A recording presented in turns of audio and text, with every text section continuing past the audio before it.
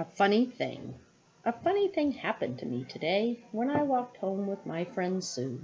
A frog looked up at me and cried, "Something is making my skin turn blue." He says that he really likes it, but that's his point of view. Sue and I think when a cow flies, a frog's blue will be okay too. How that frog got to be that way, I haven't got a clue. I thought I knew almost everything, but I guess that can't be true. So there are a couple things going on in here. We'll flip it over in a minute, but I want to show you a word like cried right here. Oops. The base word of this is cry. And when you have a word like we've been talking about that ends in Y, you don't just add ED, all right? You change the Y to an I and then add the ED. All right, and that is true. I'm just looking if there's another example of it, because it's true with other suffixes as well. I feel like that's the only one I see in there right now. And the phrase "when a cow flies," that means never, that they don't like it. They don't want the frog's skin to be blue.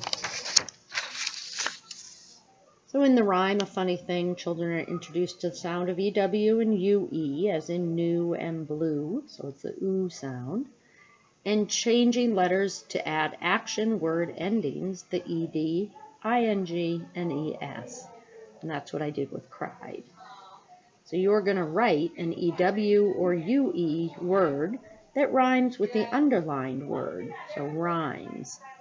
If I could buy a coat that's new, I'd want one that's red, white, and blue.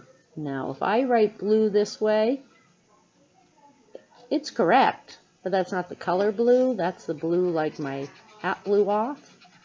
So you need to think about it, because they have the same sound, but the color blue is spelled that way.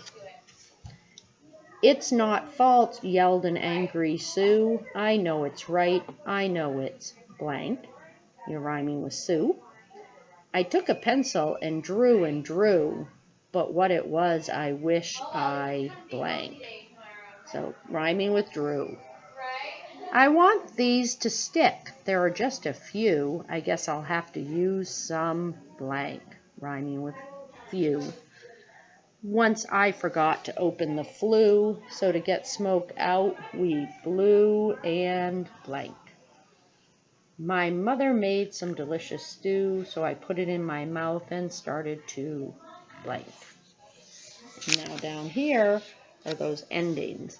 So read the word in the first column, then write it with the word endings. So we did cry on the other page. If the base word is cry, then we're going to change the Y to an I and then add ED. When we're adding ING to a word that ends in Y, we don't have to make any changes. We can just add ING, and that's true for all of them. And then ES, so this isn't the plural suffix, but it's he cries, so it's still a verb. You change the Y to an I before adding the ES. So you're going to do that with all four of those words.